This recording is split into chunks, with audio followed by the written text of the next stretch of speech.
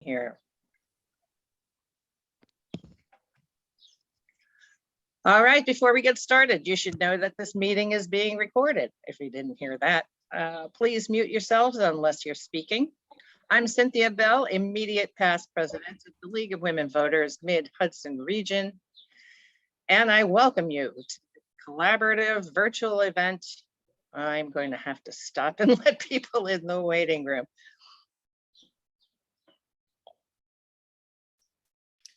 Do you want to make me a co-host? Can I do that? I do dare. I was just thinking that, and then you could let people in. Hello there. Yeah. I hope. All right. I just watched participants, right? You There could, I see it. It's coming up on the chat. That's good. Okay. Wow, Well, you guys, this is a good crowd. Yeah.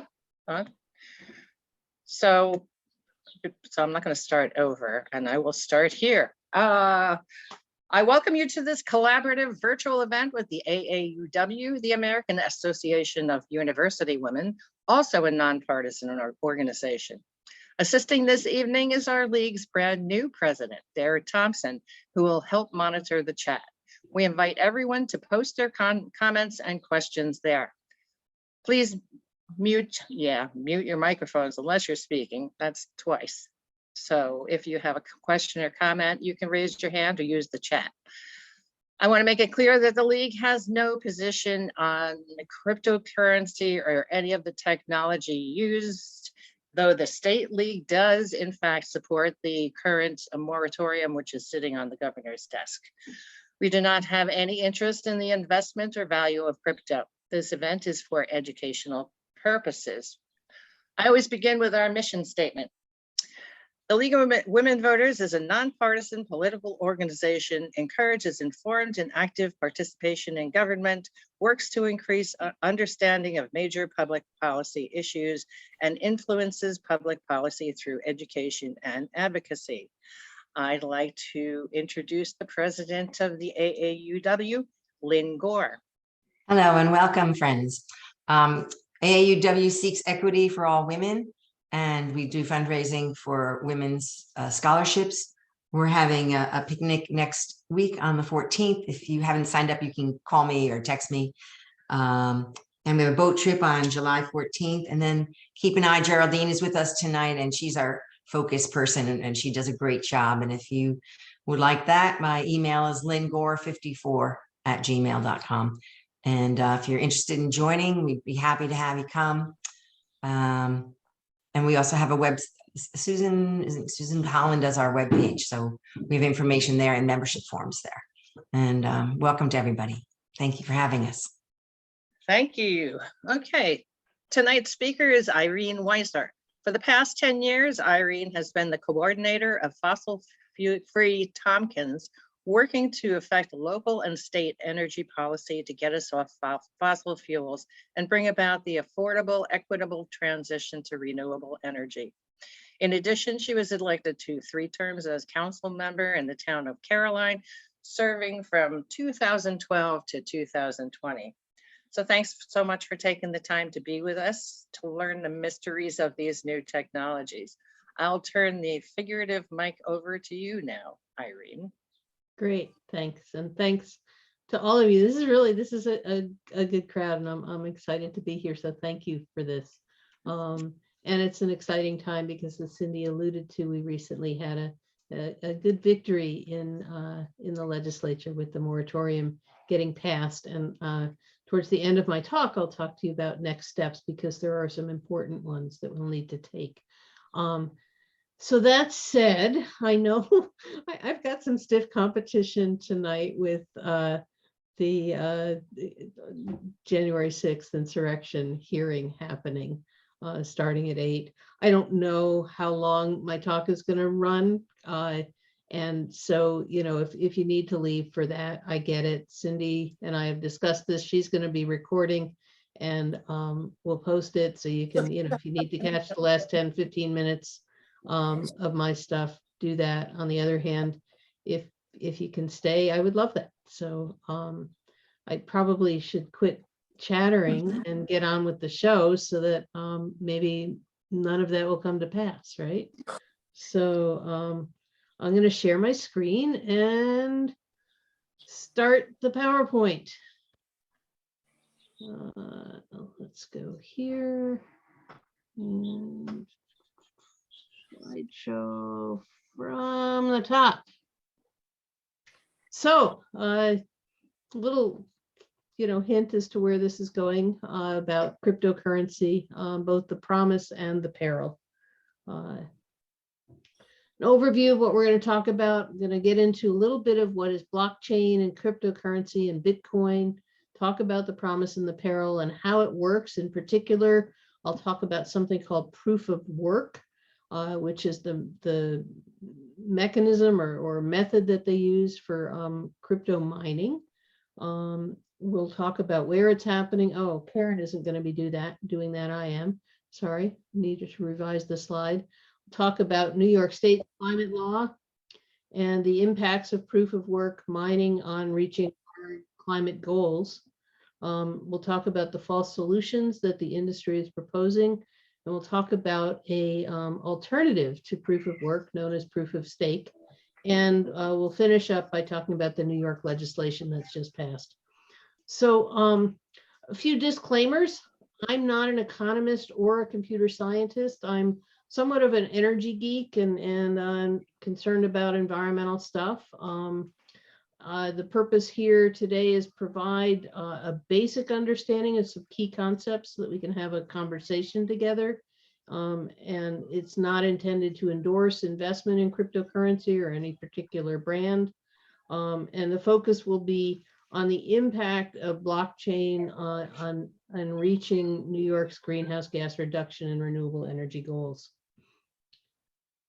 So,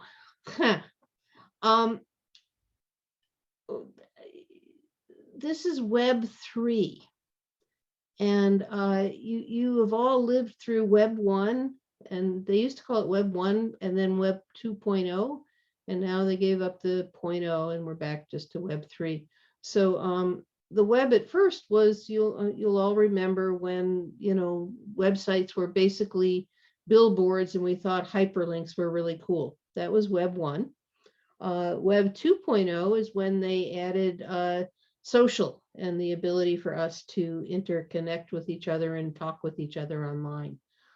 Web 3 is being talked about as the newest developments that allow for an exchange of value within the internet. So I know the language of this is all new. I've tried to learn some of it. Again, I'm not an expert, but I do hope, mostly through some videos that I found that helped me, to help you come to understand some of the basics.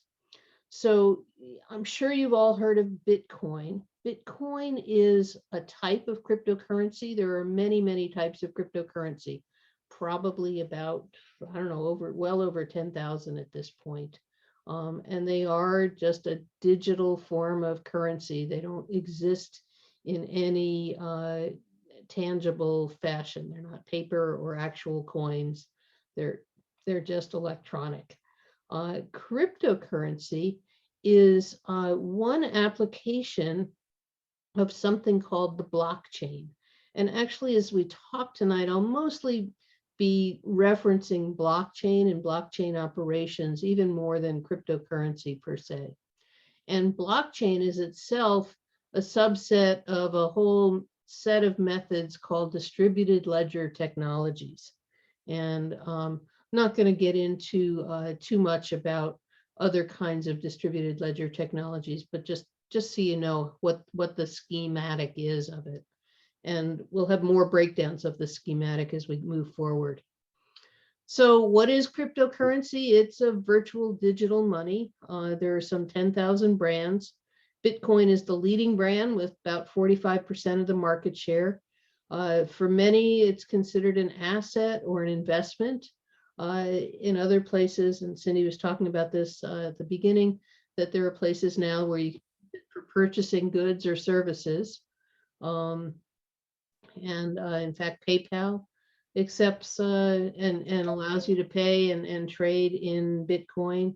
There are now ATM machines that work for Bitcoin.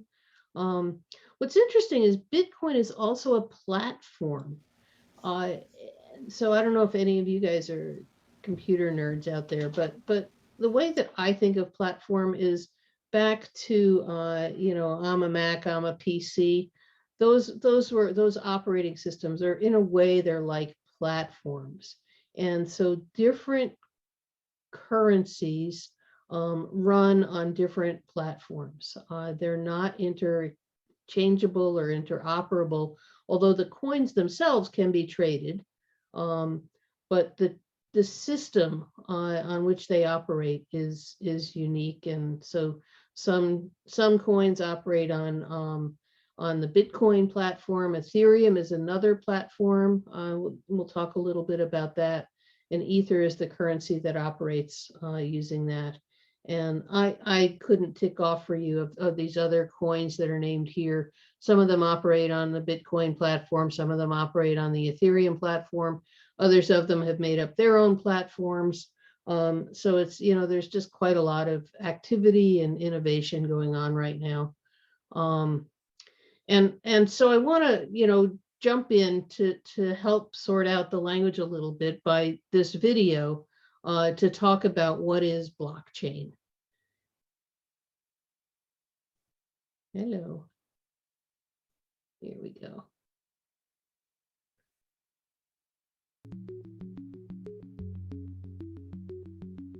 Many people think of blockchain as the technology that powers Bitcoin.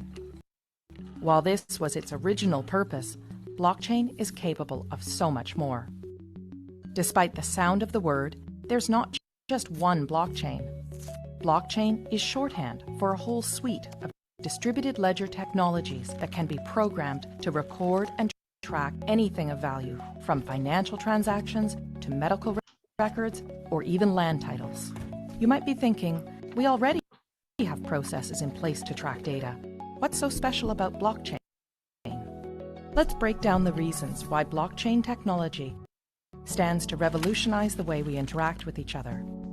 Reason number one, the way it tracks and stores data. Blockchain stores information in batches called blocks that are linked together in a chronological fashion to form a continuous line, metaphorically, a chain of blocks. If you make a change to the information recorded in a particular block, you don't rewrite it. Instead, the change is stored in a new block showing that X changed to Y at a particular date and time.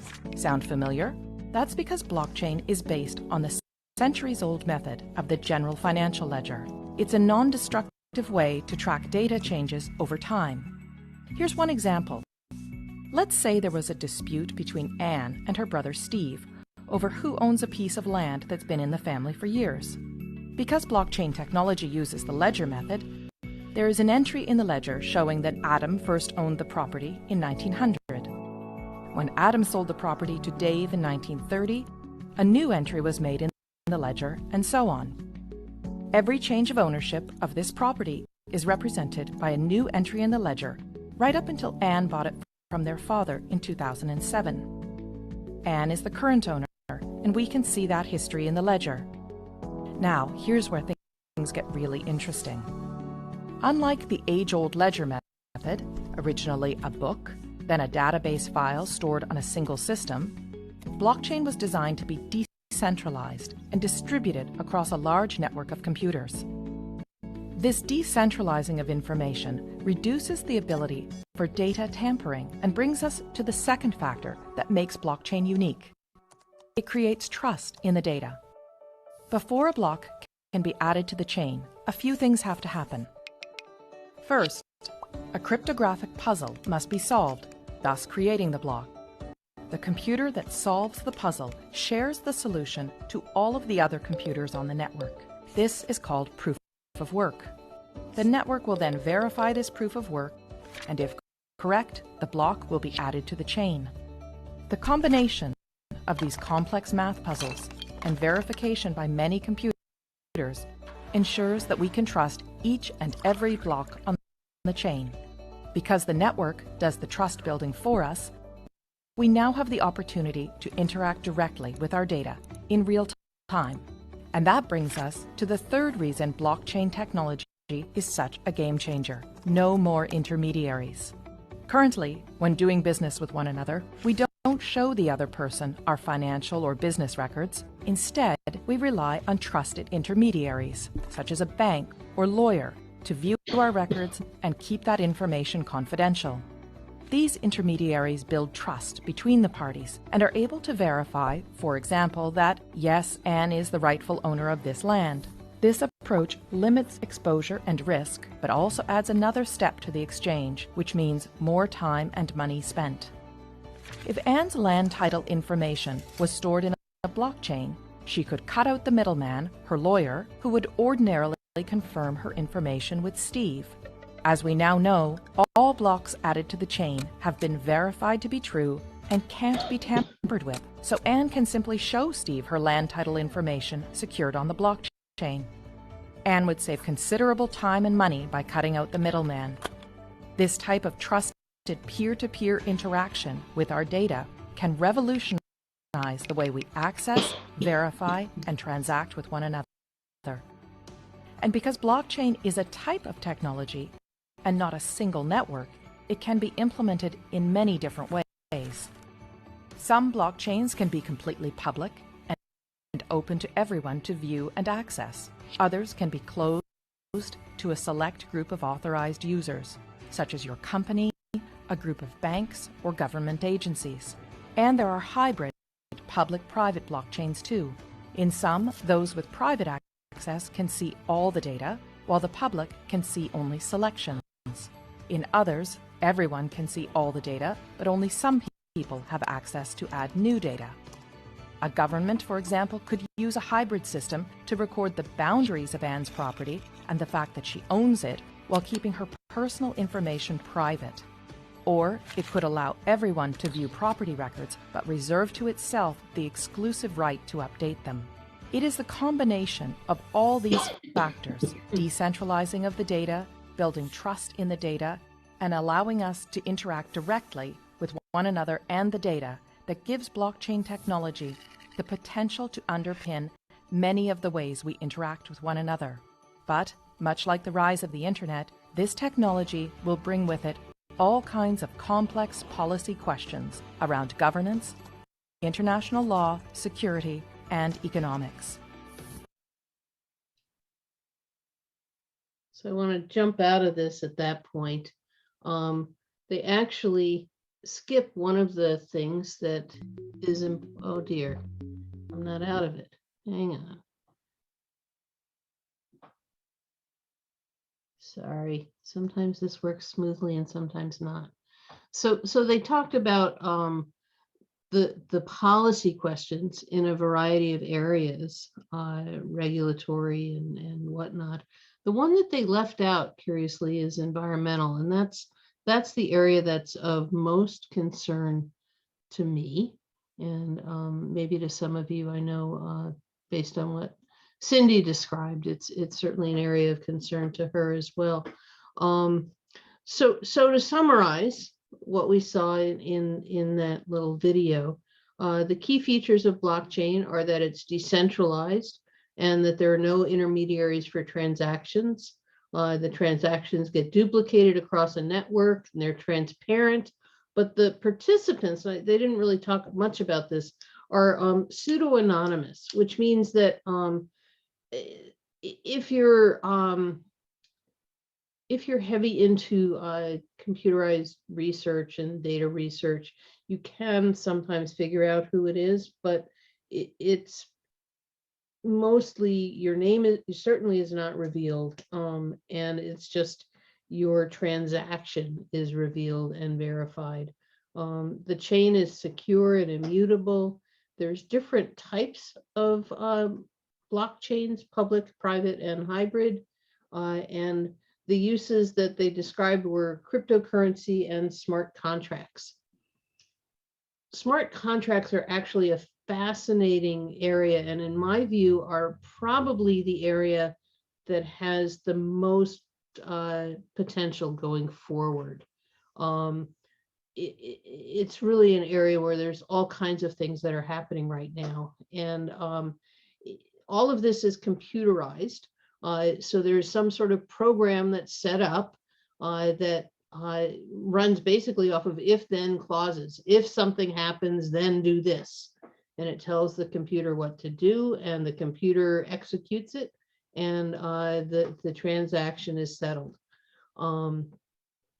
So some examples of how this is being used. The one I think that's most intriguing is, many of you may have this, the New York State's COVID passport on your cell phone. That's actually a smart contract blockchain structure. In Brooklyn, there's a peer-to-peer solar microgrid.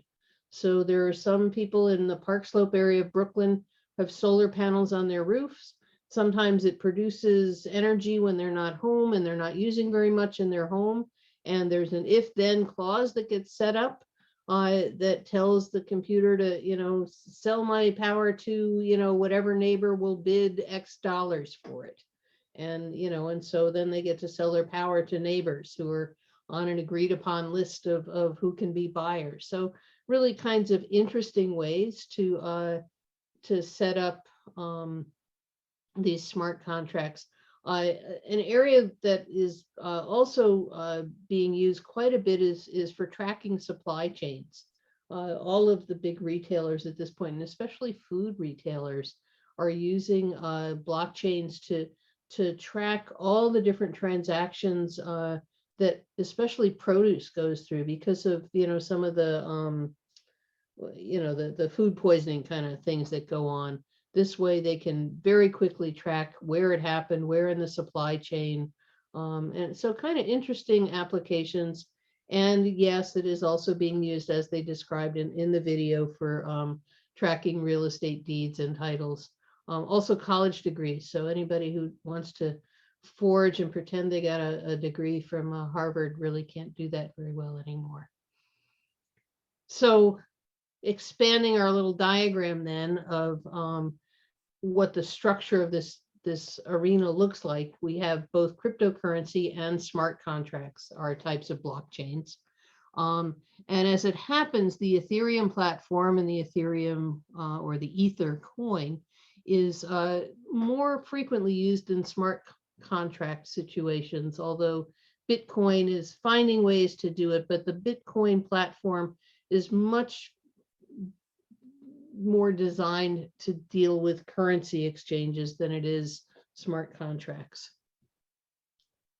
So there's lots of idealism and promise of cryptocurrency. It was formed after the market crashed in 2008, honestly, by a bunch of libertarians who thought that this is crazy. I just lost all kinds of money when the market crashed, and look at the inflation that we're having, and we should form a system that's independent of government and regulation, that doesn't have these intermediaries, and that we can democratize money.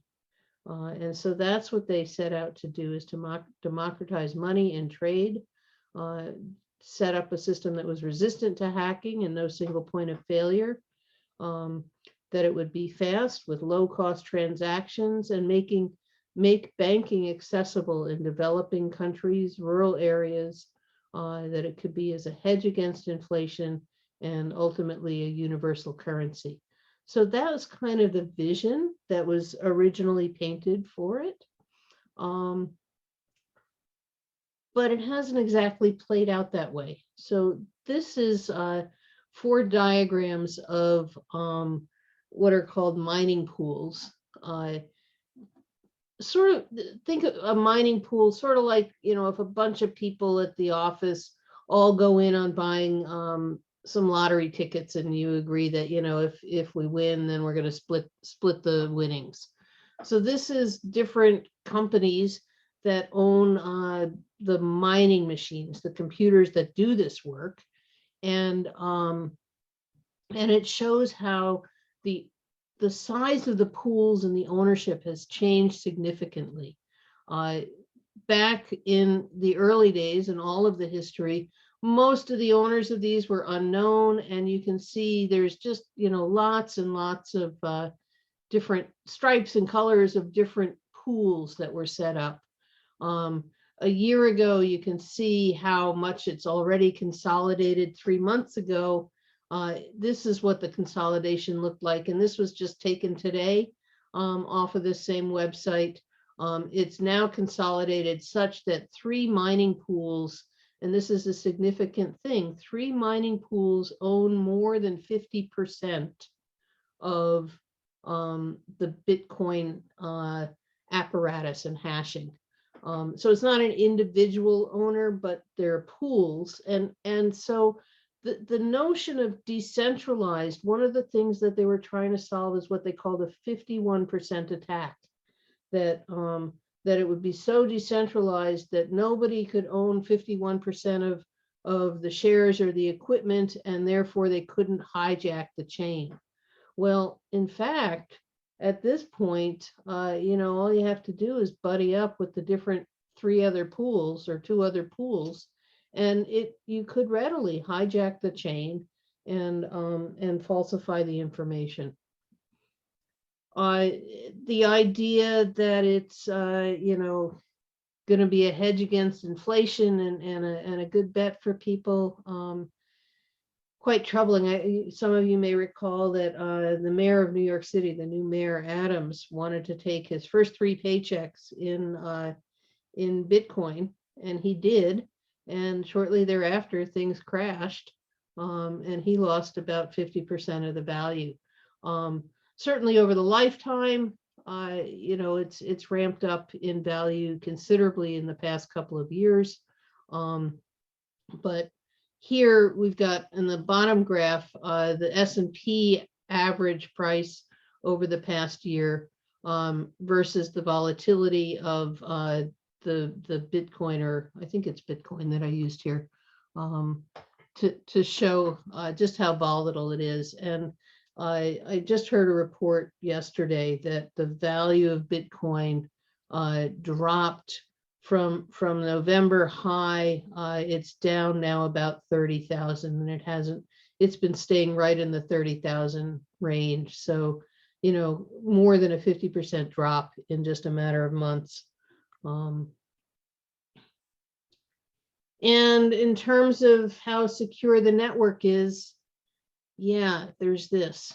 And I don't want to sit here and read all of these to you, but there's lots of concern of how the Bitcoin and blockchain platforms have been used for dark money kinds of exchanges, and not only money, actually human trafficking even. It was used, what was it called? Silk Road. The big drug sales were done on a blockchain platform. What was the pipeline that was held by ransomware, that had to be paid in Bitcoin or crypto. So it's really had quite a dark history. And then today there was this. If I can get it to come up.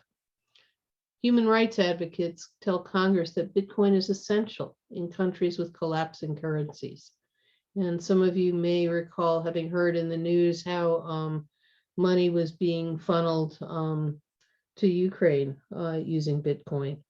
So, it's a very mixed thing where this is headed, and the good it can do and the harms that can be done. So to summarize, the promise is that it can democratize money, no intermediaries, low cost transactions, hedge against inflation. And the peril is that there's been a lot of consolidation, large moneyed investors. There was, again, in the Times just a couple of days ago, there was an article reporting that it's really about 64 people that own most of the Bitcoin and the riches that come with that.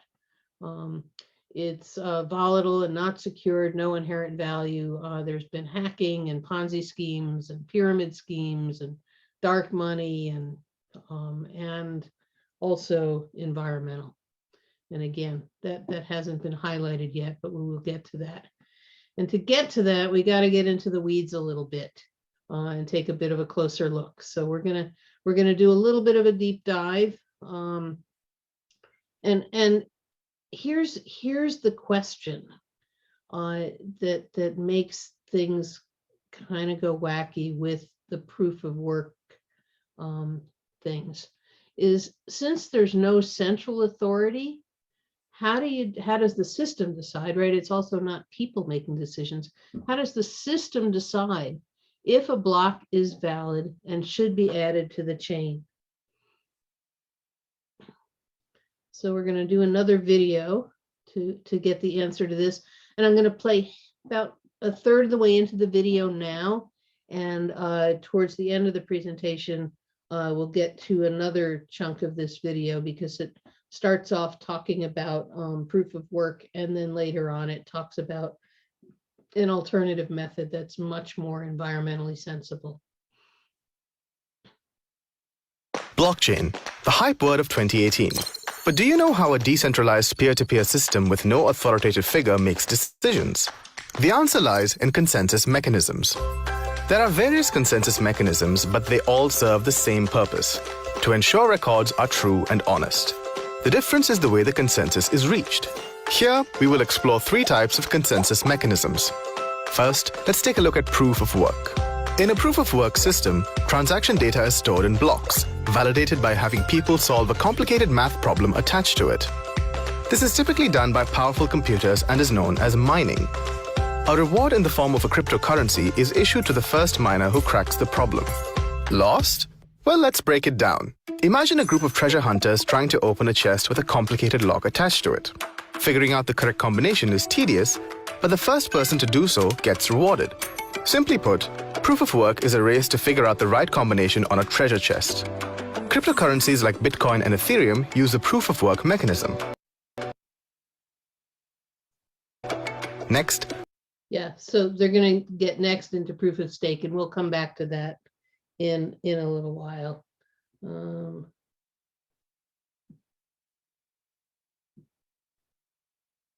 right. So we're going to talk now about this complicated math problem that you keep hearing about. What the heck is that math problem and why? So the math problem works like this, and we're going to start with this block in the larger part of the screen here on the bottom. There's a function, an algorithm called SHA-256. And it's actually the encryption algorithm that's used all the time. You know, when you enter your credit card into when you're doing a purchase online, it gets transformed using SHA-256. And the output is a bunch of zeros and ones.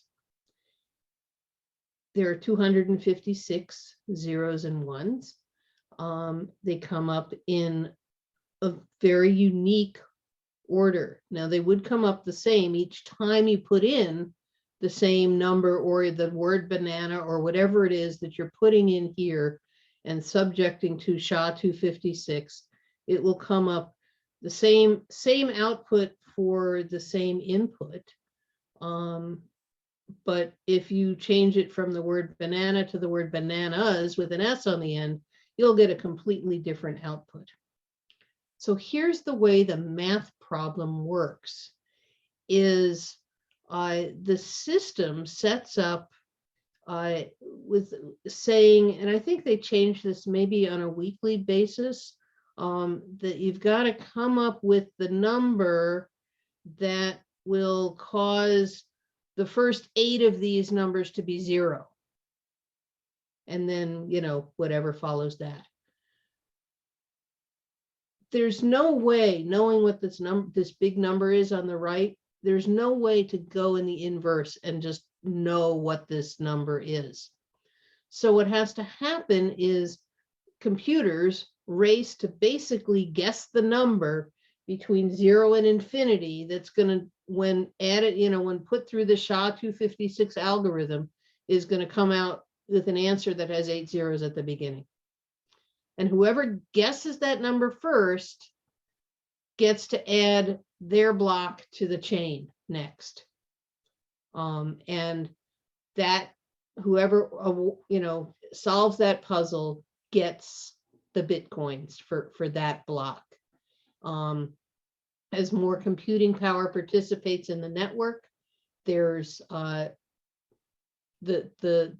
puzzle gets harder to solve, and miners literally across the world complete to solve the puzzle. Yet there's only one winner for each new block, and the rest of it is wasted energy.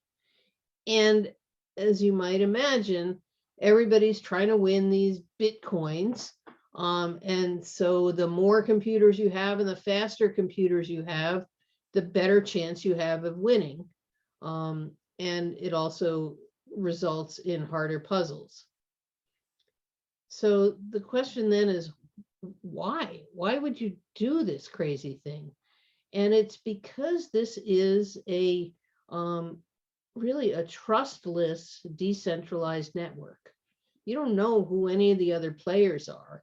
And so this is a somewhat randomized way of selecting which miner adds the next block. And I call it quasi-random because, as you saw with these mining pools, there's really 3 pools, as you can imagine, that are most often going to win a block.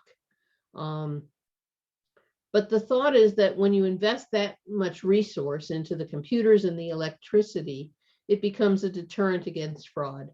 And it adds security to the chain of blocks, because to alter one block, you would need to calculate the proof of work number for the block and all subsequent blocks. And to show what that last sentence means, we'll go to the next slide. And you can see that these blocks are literally strung together such that the answer to one becomes part of the next block. And then you have to guess the answer to the next block. And if you guess this number, well, now it has the word bananas here, along with, several different transactions that you're processing. And you develop a number called the nonce, which is a number only used once, or nonce. And if you get the right nonce, that when it goes through SHA-256, it comes up with, something that starts with 8 zeros, then your block gets added to the chain. And then when your block gets added to the chain, the next block incorporates your SHA-256 number into the next block. And so it becomes really rather impossible, or very, very difficult to forge anything on the chain, because everything unravels. And I'm sorry if that isn't clear. It's the best I know how to do to explain it, and it's weird.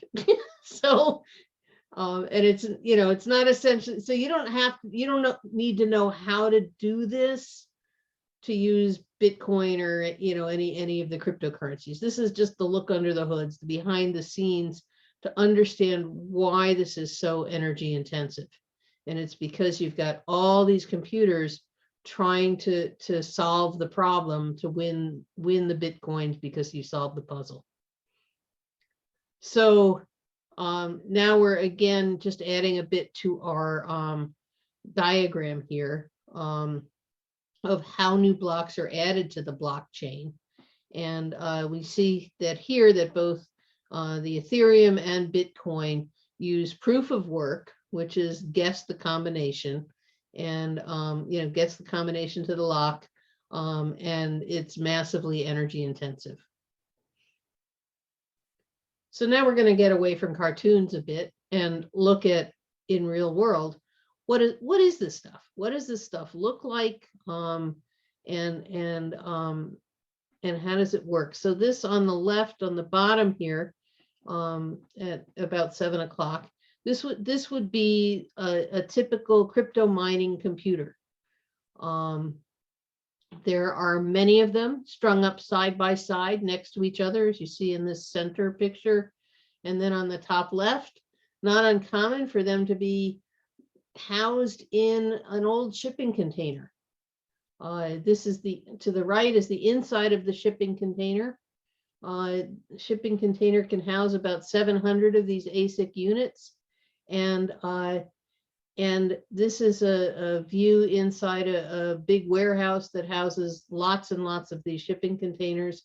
You can see fans on the top because they generate an enormous amount of heat from all of the electricity that they're using. And so once again, we're going to do a video to give you a little bit more of a peek inside what crypto mining actually looks like. And this is here in New York State. The inside of this former aluminum smelting facility looks different now. Most people, when they first walk in, it seems a little bit crazy to putting in a digital currency data center here. But for us, the more we've done it, the more we believe that it made a lot of sense. A first difference. The old boss that ran these halls is replaced with Peril. He's a blockchain entrepreneur who co-founded the company that now rents the space. CoinMint. We created a modularized data center inside of the building. You'll see, right under 700 machines in each container. They're fairly simple machines. It's a computer server that's specifically built to perform the cryptography functions. 3 hashing boards, control board, and fans to cool it. These computers are verifying Bitcoin transactions and adding them to the network's public ledger. This process is called mining. It's what generates new Bitcoins, which are created as a reward for the miners. The amount of heat that comes out of a 1,400 watt hairdryer is about the equivalent amount of heat that comes out of one of the machines. So if you step into the exhaust container and you want to envision 700 1,400 watt hair dryers blowing into it, the thing that we need to do is get that heat out of the building. And as it turns out, this building is really damn good at that. Cool air flows into the rooms from the open floors. It goes up to the vaulted ceiling and out the monoduct, sending that exhaust outside where it won't overheat the machines.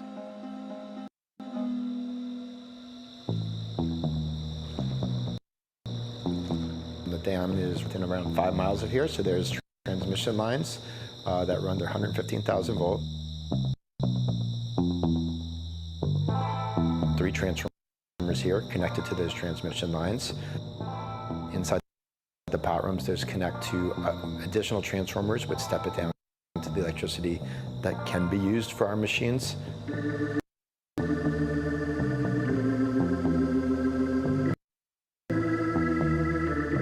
Rather than buying power from a local utility, CoinMint went straight to the source. We buy electricity on the open markets at market rate on a similar playing field that are the same playing field that on a regular utility would. Their cost, at the time of this writing, is $26.67 per megawatt hour.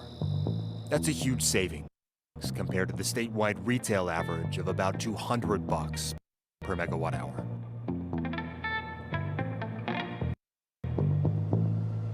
In the Bitcoin network, approximately every 10 minutes, a new block is generated. The miner that solves the hash for that block basically will get the reward. The current reward is 12.5 Bitcoins, plus the transaction fees for that 10-minute period. The reward will go down over the years. And while Larry won't say just how many Bitcoins are generated here every day, he does say he is keen on the transaction fees. So the transaction fees can be half a Bitcoin up to, I think, back in December when the network was going crazy, we saw as much as 6-7 Bitcoins could be the transaction fees. There will be a point where transaction fees will become greater than the base mining reward. It'll be interesting to see, how it all plays out.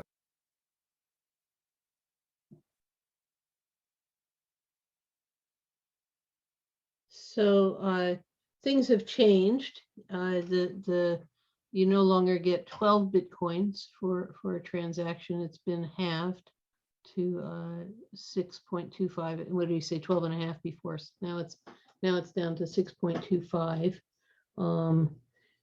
And there are still transaction fees. So, add that to the promise of these cheap exchanges, and the transaction fees, as he describes it, keep going up. So it's a good market for whoever is mining the Bitcoins, but it's not clear to me that it's such a good deal for the people who are involved in making the exchanges. So anyhow, back to Bitcoin's global energy use. These numbers I know are kind of hard to understand. Terawatt hours, we'll get into gigawatts. I'll explain them at some point, but just know that this is a huge amount. 134 terawatt hours is about equal to the amount of energy used in an entire country the size of Argentina. The CO2 emissions were about the same as if we, what we're able to save from having electric vehicles worldwide. In 2021, the network handled 97 million transactions, which is only 0.012% of the worldwide volume of non-cash transactions, as compared to, picture if we're doing something like a Visa card, how many, millions and trillions of megawatt hours and terawatt hours would be needed to do that. And Bitcoin was responsible for over 0.1% of the global electricity consumption. And as might, seem sensible, it's also got a big carbon footprint. The carbon footprint to make just one Bitcoin transaction is equal to the carbon footprint of almost 1.5 million Visa transactions. Bigger than the carbon footprint of flying from here to Amsterdam. And the network keeps consuming more energy year over year. In addition to the energy consumption, there are other issues with the Bitcoin mining, other environmental impacts. There's tremendous amount of noise from these fans. And so these are the fans that cool the containers. They're not the fans from the machines themselves. The machines themselves, the fans are noisy like a hairdryer. So you've got the noise of 700 hair dryers plus the noise of these great big fans. You can see the size of them relative to a person here. They're, they must be a good 4 foot tall fan. And there are tons of them stacked onto containers to blow out the exhaust. There's also, because these computers are used, 24/7 crunching numbers, trying to guess answers, they burn out very quickly. A year and a half, maybe, is the lifespan of these machines. Plus also new models come out that are faster and better. And so, they also get rid of them because it's not as good anymore. And then there are at power plants that are doing the crypto mining. The power plants suck water. This is Seneca Lake, and we'll talk about the Greenwich plant in a minute. But this is the water withdrawal from Seneca Lake to run the power plant and to cool things. And, you always see power plants with the steam coming out. That's to keep their equipment cool while they're burning gas or whatever. And then they also discharge water back into the lake at a very high temperature. So there's all kinds of other impacts. Neighborhoods where these crypto mining facilities are set up, the neighbors just are beside themselves with having the noise of these fans 24/7. So the global response to proof of work mining, China halted crypto mining back in 2021, citing in part energy and environmental concerns. It wasn't the only issue, but it was a significant one for them. In November, just this past fall, Sweden called for the EU to halt proof of work mining to meet their climate goals. And Norway followed suit very quickly, saying it's difficult to justify the extensive use of renewable energy for crypto mining. We want our renewable energy to be used in a way that creates value and supports our transition to a climate neutral society. And in March of this year, the European Union Committee voted and they decided not to ban proof of work, but instead they sent, there's a whole bigger project of looking at all kinds of regulatory things, but definitely energy use is one, and they want to come up with consumer protection, rules on supervision, and methods to require environmentally sustainable practices. So we're anxious to see what happens with that. Meanwhile, in March of this year, President Biden also issued an executive order on cryptocurrencies, on digital assets more broadly, saying that they have profound implications for consumer protection, investors, businesses, data privacy, security, financial stability, blah, blah, crime, and human rights, and also the energy demand and climate change. And so he has ordered studies to be done and reports to be issued. And sometime this fall, I think it is, we're due to see the report on the climate issues related to his executive order. Meanwhile, just yesterday, I think it was, or 2 days ago, Senators Gillibrand and Loomis introduced a regulatory framework as legislation called the Responsible Financial Innovation Act. It predominantly focuses on regulatory consumer protection and taxation kind of issues. It's very disheartening to see that there's very little attention paid to the environmental concerns. So we're going to have a fight on our hands to have that dealt with a bit more. This is an interesting graph. It shows where crypto mining has been happening. And remember, I said that crypto mining stopped in China in 2021. So here's crypto mining in China coming down to zero. Look where most of that volume picked up is in the US. Kazakhstan also quite a bit, and you can see other countries, but a lot of it has located to the US. There are a lot of strong ties between crypto mining in the US and fossil fuels.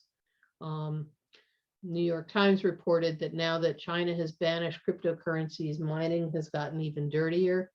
In New York, we see an old power plant that's been brought back to life, burning gas to mine cryptocurrency at the Greenwich facility on Seneca Lake, and old industrial sites are being used as well. In Pennsylvania, they're burning waste coal and flaring the gas from fracking and using that to generate electricity and mine Bitcoin. Out in Montana, they're straight up using coal. In several Western states, they're doing what I call the fracking cycle, which is depicted in this picture here, that you frack for oil, and that releases methane gas, which is then flared. They take that gas that's being flared and turn it into electricity and mine for crypto. They capture the CO2 and then they inject it into the well and pull up more oil. It's kind of a crazy, sick cycle. And then one of the things that just gets under my skin is out in Los Angeles, what had been the Staples Arena has now become crypto.com. Interestingly, the Staples Arena is owned by a company called Anschutz, which is the same company that sued towns here in New York State for the right to frack here, and the towns had banned fracking, and you may be familiar that we won that fight, and we were allowed to ban fracking here in New York State. In New York State, where is the crypto mining happening? Largely in New York. Other areas, Georgia and Texas are popular areas. Kentucky, for some reason, has also become quite popular. And various places out west. This graph is from this past fall, and I think that things have probably changed to where Texas is now has more mining than at more hash rate than New York State. And you'll note that this is only from the Foundry pool. It doesn't have the other pools incorporated because they don't break down their data to show where the mining is happening. Why New York? Why are they coming here? Well, if you look at these two circle graphs, it tells some of the story. The New York ISO, which is the independent system operator that manages electricity markets here, has said that New York in some ways has two grids. Upstate has a lot of the power coming from this green circle is renewable sources. And some of that is nuclear with this kind of pukey green color. Some of that is from wind, and a lot of it is from hydro. And that's what we're blessed with here in upstate New York. In downstate New York, and I believe that this does include the central Hudson area where you guys are, you get a lot of fossil fuels, mostly from power plants that burn both gas and oil, or just gas, some nukes, some just gas, but much more, what is that, 69% coming from fossil fuels. So the Bitcoin miners are attracted to upstate because of the hydropower and the nuclear so-called carbon-free sources. We have a relatively cool climate. There's wholesale electricity costs are low, and the towns are struggling economically. So they welcome having some businesses come in, and that's why they're coming here. This is the Greenwich power plant on Seneca Lake, which starting in 2019, converted from just selling electricity. At the time, they were operating about 20%, 15-20% of the time, really not very much, because there wasn't really a need for their gas, their electricity, except on peak demand days. And so they thought, well, what the heck, we'll start mining Bitcoin at our facility instead. And so they've been doing that.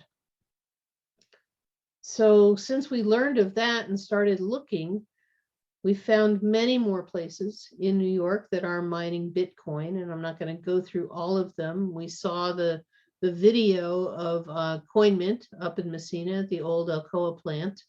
And there is one other power plant that has an application in right now to the state to be able to do what Greenwich is doing. And then here we have a lot of other sites that are currently mining or looking to start mining. A lot of them are in the Niagara Falls area, in Buffalo area. And so what we're aware of at this point is 576 megawatts of electricity going to crypto mining right now. But there's proposals by any number of these to increase their operations. So CoinMint wants to go from 250 megawatts up to 435. And the Greenwich power plant wants to go from 25 up to 100 megawatts. So by the end of this year, if their wishes come true, if everybody's wishes come true, we'll be looking at mining somewhere between 1,300 and 1,600 megawatts.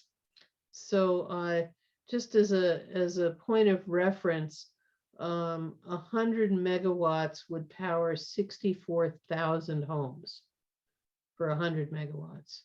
So this is a tremendous amount of energy being dedicated to crypto mining. And a lot of it is coming from hydro, which of course is one of our, it's our primary renewable resource right now.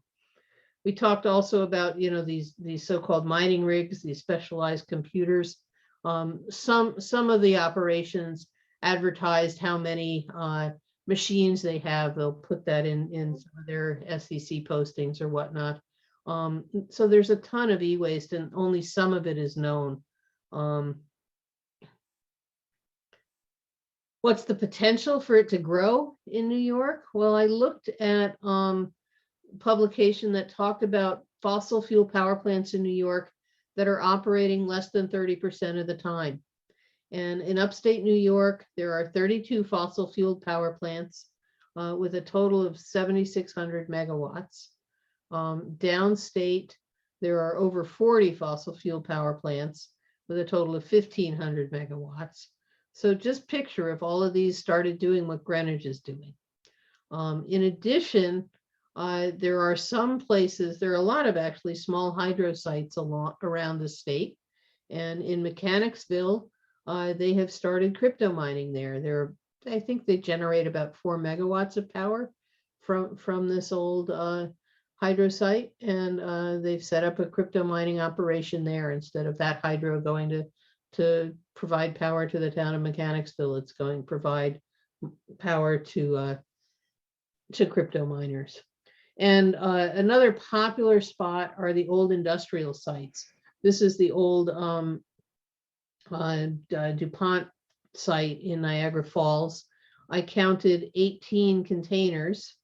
So this site, again, is using a lot of electricity. It's not really hydro, they're hooked to the grid. But anyhow, there's an enormous amount of potential for more crypto mining. If all of this potential were realized, it would be enough power to power 16.25 million homes.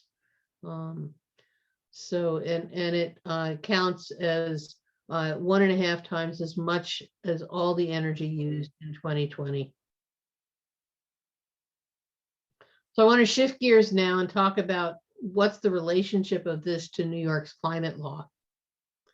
And New York's climate law is formally known as the Climate Leadership and Community Protection Act, or the CLCPA for short. And it has several key targets: that we have 70% renewable energy by 2030 and 100% emission-free energy by 2040. And also that we reduce our greenhouse gas emissions 40% by 2030 and 85% by 2050. And when you look at the main sources of greenhouse gas, most of it comes from heating our homes and from driving our cars. Some of it comes from power plants and landfills, a little bit from industry and farming. But really, heating our homes and driving our cars are the biggest source of greenhouse emissions. What that means is that we've got to electrify everything. We've got to switch from using fossil fuels to heat our homes to using electric heat pumps and electric vehicles. So this top graph shows where we are right now with our renewable energy production. And remember, most of this right now comes from hydro. We are nowhere close to the 70% that we need to reach in renewable energy by 2030. We've got a very long way to go, and even further to get to the 2050 goal, the 2040 goal of zero emissions.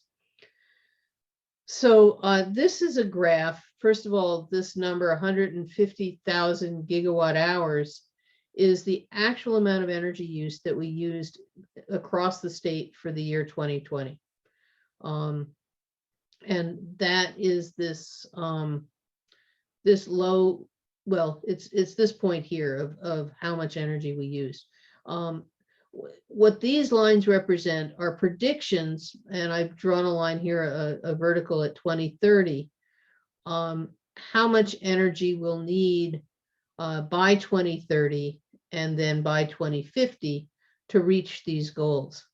And what's interesting is you can see that really by 2030, we're looking at not needing to generate a whole lot more electricity than what we're generating now. What we need to do is convert from our fossil fuel base to renewables, but we don't need to make that much more energy initially. And that's because there's a lot that can be realized by energy efficiency, and which is good news for us, that you know, as long as we're efficient with our energy use, we by building renewables, we'll be able to reach these goals. But what I want to do is put it into perspective relative to crypto mining.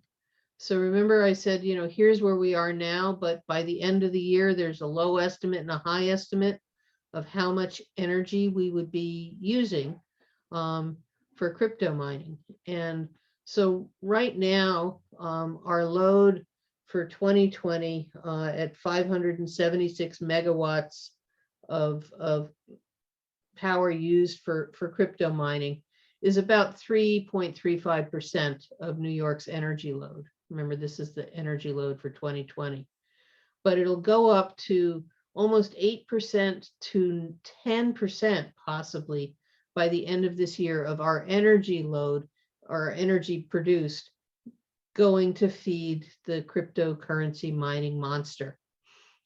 That's just an inordinate amount, and it's certainly going to throw us off course relative to these projections if crypto mining keeps growing the way that it is. Because here's where we're at now. Again, 70% fossil fuels overall, 25% from zero emission. This is statewide. Where we have to get to is generating more electricity by 2050, and it's got to come from all of these renewable sources and what they call baseload resources, which is both nuclear and hydro. So we've really got a long way to go, and a lot of renewables to be built. So just how much? Well, the New York ISO says that to reach 70% renewables by 2030, that we have to build 15,000 megawatts of solar. And just to give you an idea of what that looks like, each megawatt of solar takes about 6 acres. So it would be 141 square miles of solar. As a point of comparison, the island of Manhattan is 23 square miles. So you get a sense of just how much solar we have to build. And in addition to building all that solar, we also have to build all this wind. And the amount of wind we have to build is 8,700 megawatts, which at 4 megawatts a turbine comes out to almost 2,200 turbines. And these puppies are big. They're bigger than the Statue of Liberty, and they need to be spaced a half a mile apart from each other because they don't want to, you know, cause ripples in the wind that would screw up the spinning of the turbines. So to do that requires 940 square miles for the wind that we need to install. And we have to not only install these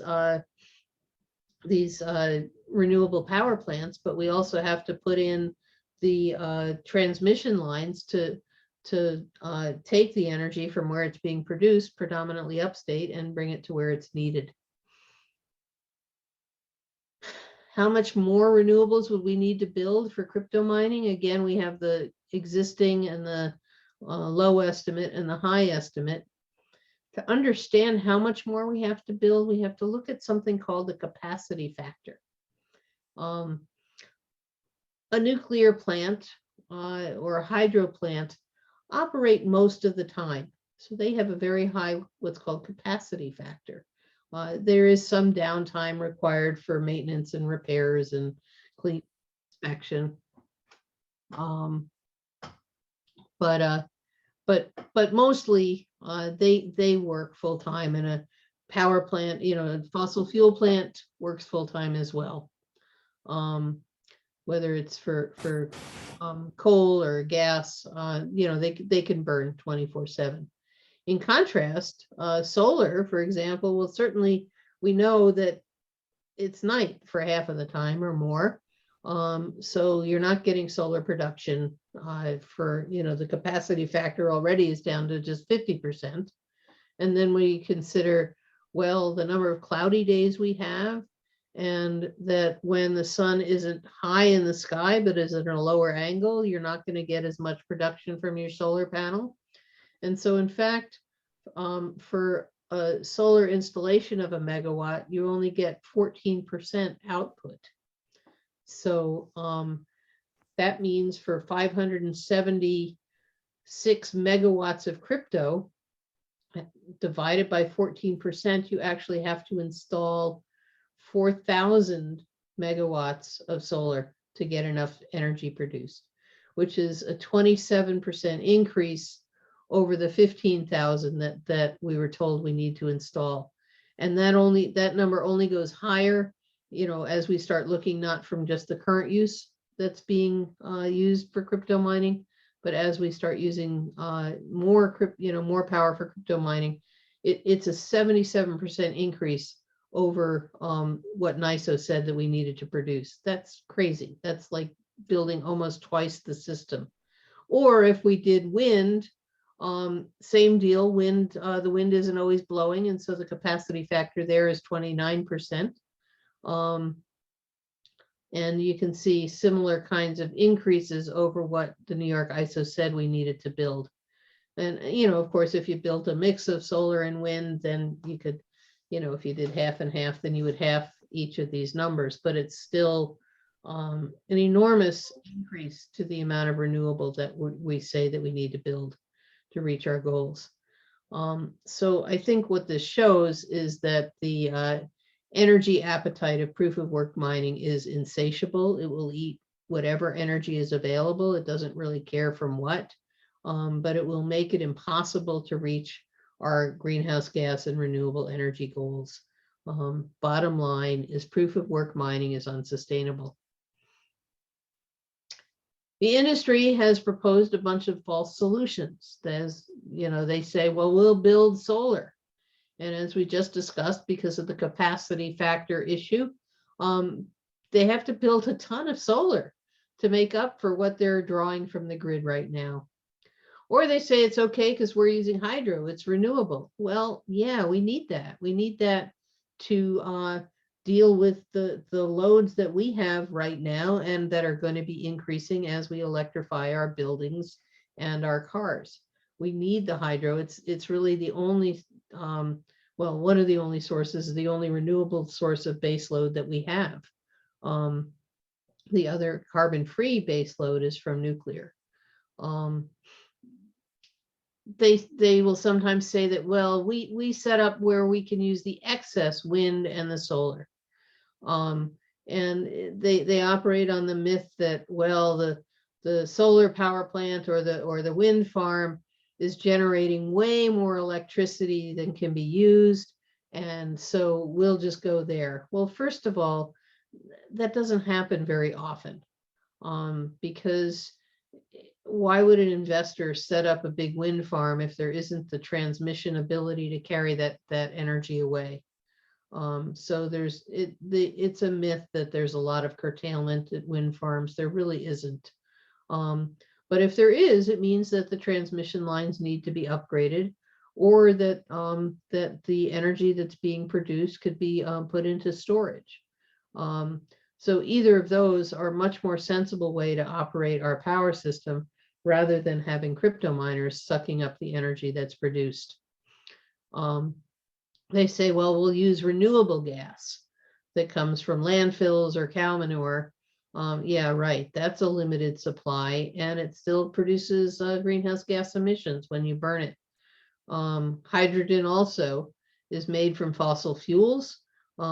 It's costly and inefficient, and it's got not nitrous oxide emissions, smog emissions when you burn it.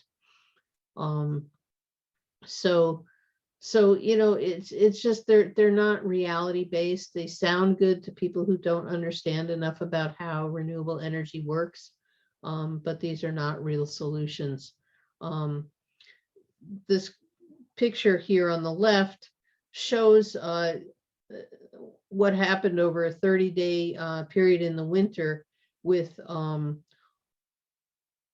offshore wind production. I guess this was modeled battery storage, but these gray areas are when there was no wind happening for several days in a row, 7 days in a row with no wind.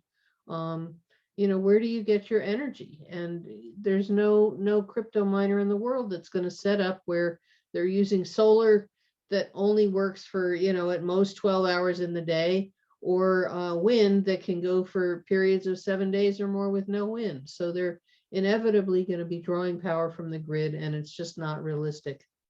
I do want to talk about carbon offsets because they are, you hear a lot about them, and they're a real problem. We are close to reaching our climate budget or our carbon budget in the atmosphere. The atmosphere can't hold very much more carbon before we reach tipping points. There's a finite amount that we can add, and the scientists tell us that finite amount is 500 gigatons of carbon dioxide. And we currently emit at a rate of about 50 gigatons a year, which means that we have 10 years to get below down to this level so that we don't hit tipping points. And we're not doing that yet. We are still producing, in fact, more carbon than we did the year before. So we're not there, and you don't use carbon offsets. Carbon offsets just don't take the carbon out of the air. You can plant a tree, but it's just not going to take the carbon out right now that we need to. So we need to reduce everything that we can as fast as we can, and then for the emissions that we can't reduce, then we should be offsetting them. But it's nonsense to think that you can keep a fossil fuel power plant going and buy offsets. So offsets are really just a way of paying somebody else to reduce the emissions that you're putting out in the air. It's a pollute now, pay later scheme. Oftentimes it's we're going to plant trees. Great. Plant trees that take 30 years to mature, and good luck with that, given the droughts and the floods and the fires from climate change. Who knows if these trees are even going to survive. Some people say, well, we'll install renewables in the developing countries. It doesn't reduce the emissions, and it doesn't reduce the load on our grid. If they're really into building renewables, build them here. Carbon capture and sequestration is experimental and costly, and the CLCPA does not allow offsets from power plants. So what are the alternatives that we can use instead of proof of work mining? And we're back to the same video again. I'm gonna Blockchain, the hype word of 2018. But do you know how a decentralized peer-to-peer system with no authoritative consensus mechanisms? First, let's take a look at proof of work. In a proof of work system by powerful computers and is known as mining. A reward in the form of a cryptocurrency is issued to the first miner who cracks the problem. Lost? Well, let's break the hunters trying to open a chest with a complicated lock attached to it. Figuring out the correct combination is tedious, but the first person to do so gets rewarded. Simply put, proof of work is a race to figure out the right combination on a treasure chest. Cryptocurrencies like Bitcoin and Ethereum use the proof of work mechanism. Next, we have proof of stake. Here, the creator of a new block, also known as a validator, is randomly chosen based on how much stake they commit to the network. Meaning to say, the higher the stake placed, the higher the chance to be selected as a validator. Let's apply this to the treasure chest scenario. Picture a group of treasure hunters vying for a chest. The chest is rewarded based on a lottery system. To To participate, each hunter has to buy lottery tickets. The more each hunter buys, the higher the chance of winning. Blockchain protocols like Cardano's Ouroboros and EOS adopt the proof-of-stake consensus. Lastly, proof of authority. Okay, we're not going to get into proof of authority. We're going to stick with the proof of stake method of the lottery system. And back to this diagram before. So we earlier talked about how you add a new block to the chain, and the one method being the very intensive proof of work. Well, now we know that there's another method called proof of stake. You're still adding blocks to the chain, but how you verify and validate in a trustless network is what has changed with proof of stake. You're no longer having to guess a random number that's gonna, start with 8 zeros or whatever. You just get randomly chosen based on the amount of stake that you've put into things. So what's interesting here is something that is soon to be happening. Well, first of all, most of the newer coins that are being, so-called minted or made now are proof of stake. And what's really interesting is that Ethereum has plans, maybe by the end of summer or end of this year, and I say maybe, but they've been planning for many years now to convert their system to proof of stake. So that could be a game changer if that happens. Overall, there are a lot of new developments in distributed ledger technologies. So proof of work is sort of this first generation, and transactions there take upwards of 3 seconds per transaction. Or sorry, they can do 3 transactions per second with proof of stake up to 12, and with some of the newer distributed ledger technologies up to 10,000. You can see that the costs are significantly different, and the time for the transaction is markedly quicker as we move to second and third generations. And thankfully, the energy use per transaction is also going down with some of these newer technologies. So the cryptocurrency of the future is going to have to be scalable, is going to have to be secure, and is going to have to be sustainable. And again, we saw this number before, that Bitcoin and the amount of energy that it uses to do, 0.01% of the transactions that Visa does now just is not a sustainable kind of currency to look at. But overall, this is my view of where things are going, is that New York State is looking at an explosion of proof of work mining, which consumes astronomical amounts of money, increasing our greenhouse gas emissions and diverting our clean energy resources from offsetting fossil fuels. It will interfere with meeting our greenhouse gas reduction goals, and it's unsustainable. On the other hand, proof of stake is much more energy efficient and shows promise for both smart contracts and can be used for cryptocurrencies too. So my view overall, and why I've got this picture of this cute kid here, is because I think that blockchain is still a nascent industry with significant beneficial potential, and that we need to be careful not to throw the blockchain baby out with the Bitcoin proof of work bathwater. So lastly, I want to talk about the exciting stuff that's going on legislatively. And we had an enormous victory just last week in the legislature in the last moments of session when the cryptocurrency moratorium passed. It's a moratorium that was proposed by my assembly member, Dr. Anna Kellis, who recommended that the state should establish a moratorium on the expansion of new cryptocurrency at fossil fuel power plants that use proof of work authentication methods. And it orders the DEC to conduct a full generic environmental impact study within 1 year. And the generic environmental impact study will include looking at the impacts of proof of work mining on the ability to reach our greenhouse gas emission goals, and at the social and economic costs and benefits of crypto mining. So super excited that that's happened. And now, as I'm sure you know, it heads to Governor Kathy Hochul's desk to be signed and turned into law. But look what's happening. Crypto miners, not only in New York, but around the country, are flexing their financial muscle and buying off legislators left and right.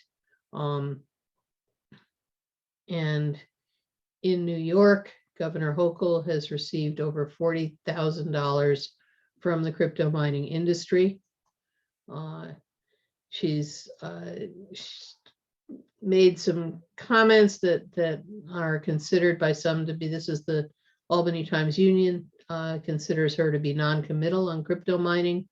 And most recently at a debate, she suggested that she wouldn't be acting on the crypto proof of work moratorium until towards the end of the year, safely after the elections, I might add. So the actions that I think that we all need to take are to call Governor Hochul, tell her to sign the crypto bill, to deny the air permits for Greenwich, and to do it before the primary. There is no reason to drag your feet on this. And lastly, to talk with your family and friends about it, get them to take action, and you know, I invite you to share this video if it's been helpful to you. And I hope it has. This is a cute cartoon that I saw that I hope that I've been able to help make cryptocurrency make some sense to you. I thank you for your attention, and I know that that many of you have probably gone off to listen to the hearings on the January 6th thing, but that's okay. We got this recorded. Thank you for being there.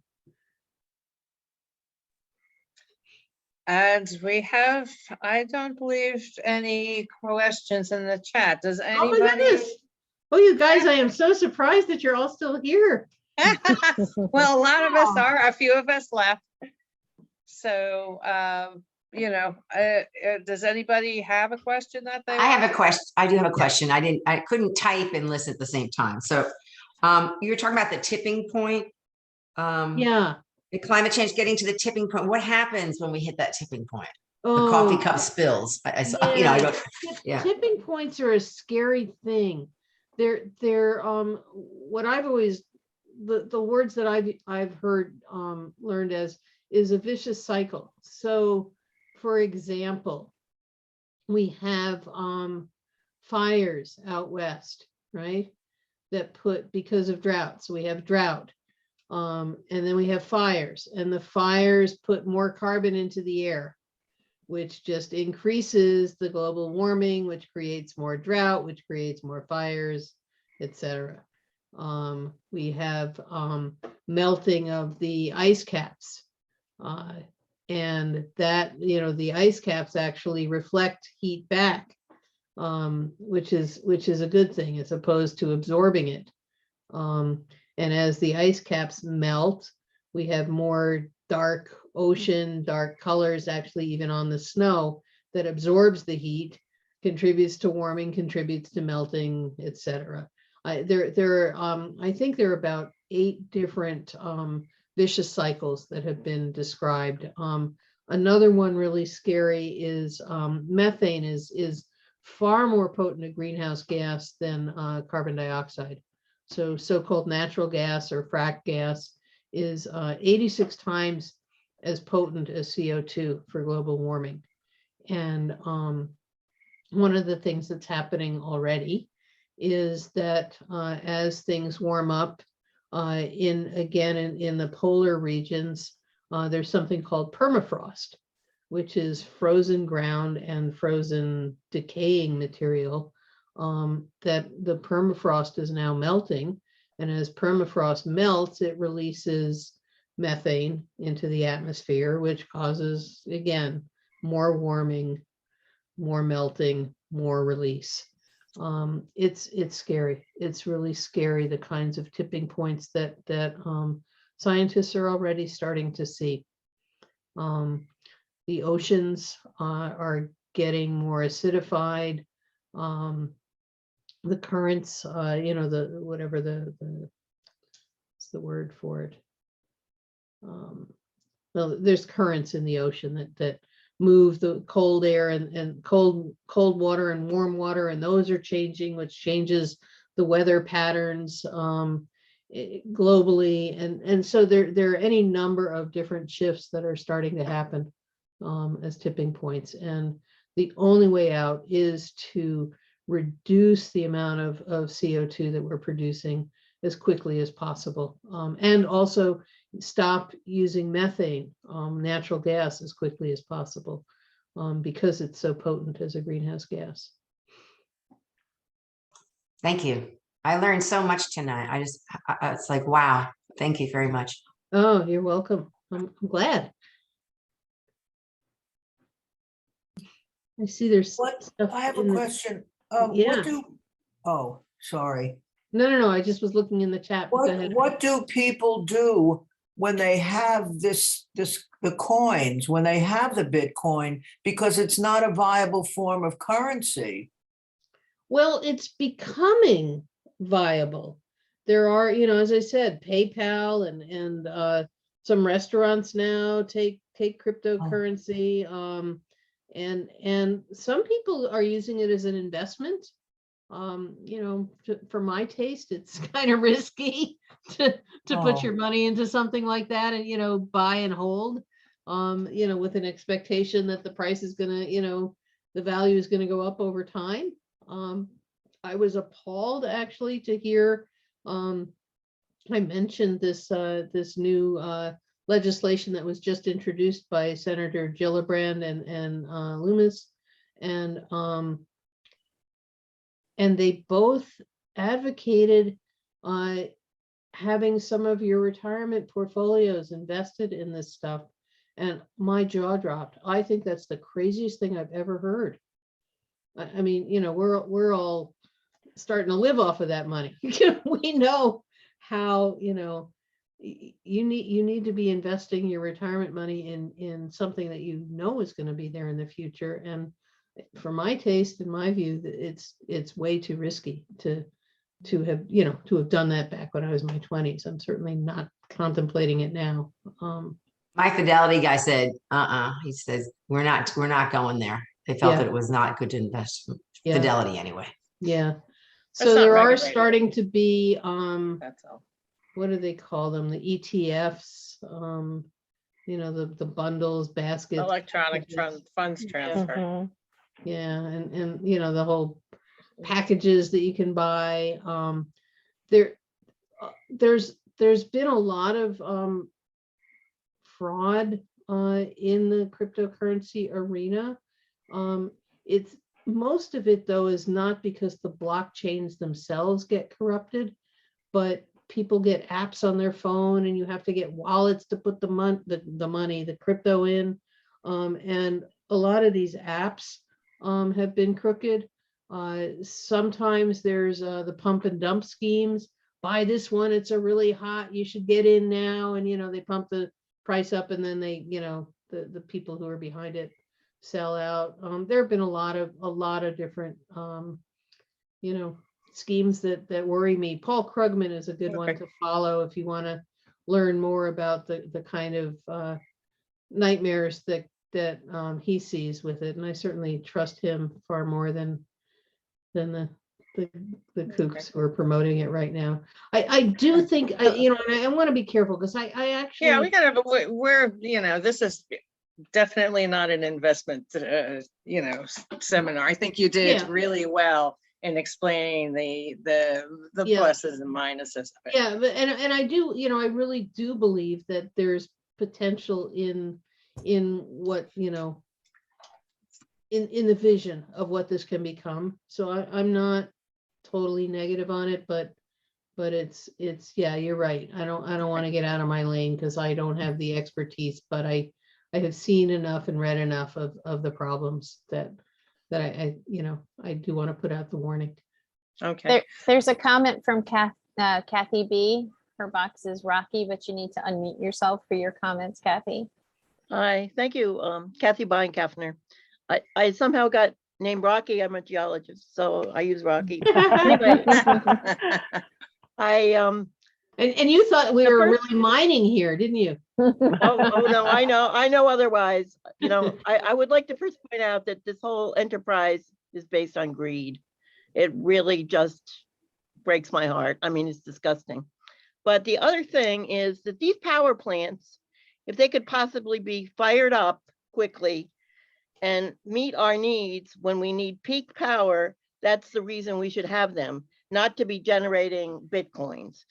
That the Public Service Commission should allow and plan for our whole grid to be assembled in a way that whichever plants can come up quickly when we need it, they're there. But this whole thing is absolutely crazy. It's I just can't believe it, and I think they should all be shut down. But we'll have to see what happens. There's another weird thing. I'll call the governor, Kathy. What? Call the governor. Yeah. Oh, I'm writing to her. There's another thing that's going on that I'll just mention quickly because I don't think most people know about it. There's something called Power Express. In Quebec, they have excess hydroelectric, and they want to get it to New York City. So somebody's got this bright idea. Let's make a trench down the Lake Champlain, through the canal, and down the Hudson River to New York City. And they're going to use some sort of blasting gizmo to make the trench in the sediments in the Hudson River. And it turns out that when they're busy doing this, making this trench 7 feet deep to put the cables in, they're going to come right straight through the Hudson Valley. And we have 7 communities that get their water out of the Hudson River. Their drinking water comes out of the Hudson River. When they're stirring up those sediments, they're going to be stirring up the PCBs, the General Electric put in there from the Hoosick Falls plant years ago. And it's never been cleaned up. And they fiddled and farted around in EPA and this and that and so forth. And it's just not cleaned up. It's there. It's just got to make even more of a mess. So I just want to make sure that people know about that. And it's the Public Service Commission actually did give that project preliminary approval. Yep. I can't believe it. I mean, what's the matter with these people? Well, But we really got to stand up and fight. I think the league really has to come forth and really have some stance and make it known on all of these crazy things. Thanks, Kathy. Yeah. All right, we did have a note in the chat from John. Great. Do you Yeah, see that, he said good Irene? stuff. What if New York leads the discussion with clean tech, market forces, and government incentives rather than laws that exclude or prohibit? Bitcoin, oh, sorry, that's Bitcoin is only the first energy intensive tech sector of which we are aware. New renewable energy solutions are constantly under development. If the crypto industry can demonstrate to legislators an environmentally friendly solution, investing in clean energy, New York could be a leader in an important green high-tech sector. Yeah, I don't disagree, John. I think that that's right, but mostly what they're looking for right now is cheap energy and getting by as cheaply as they can so that they're making as much as they can from their mining operations. Okay. So it's not what they're looking for. The moratorium is very, very limited and sort of surgical in that right now there's only one power plant that is mining crypto that we're aware of, and that's the Greenwich plant. There's one other fossil fuel power plant that is applied to do it.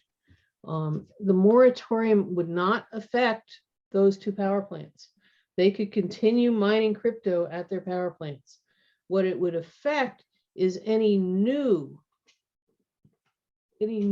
power plant that wants to do this. There's a 2-year moratorium, so it's not a forever thing.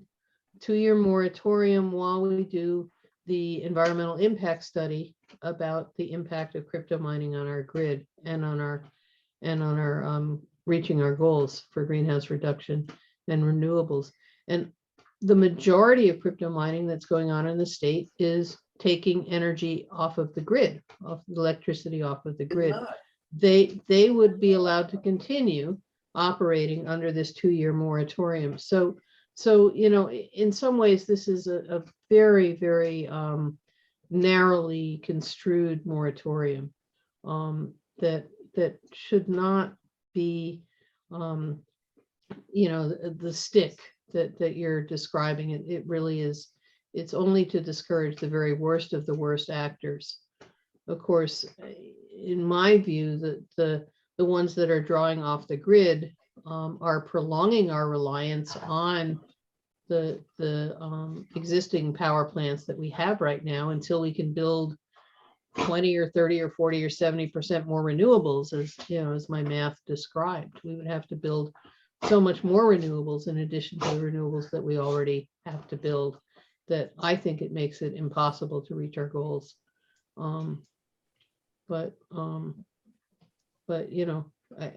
You're right. They're not the only energy intensive industry. Honestly, it's another very energy intensive industry is growing marijuana. It's not planted like corn out in the fields. It's grown in greenhouses, operating 24/7 under grow lights with so that you can grow the most plants that you can grow. They have 24-hour grow lights, and heated to particular temperatures that are optimal for growing the plants. And so it needs to either be heated or cooled and humidity adjusted, and actually even carbon dioxide pumped in to because plants suck carbon dioxide out to do their growth and make their structures. So it's another very energy intensive industry that will be coming our way.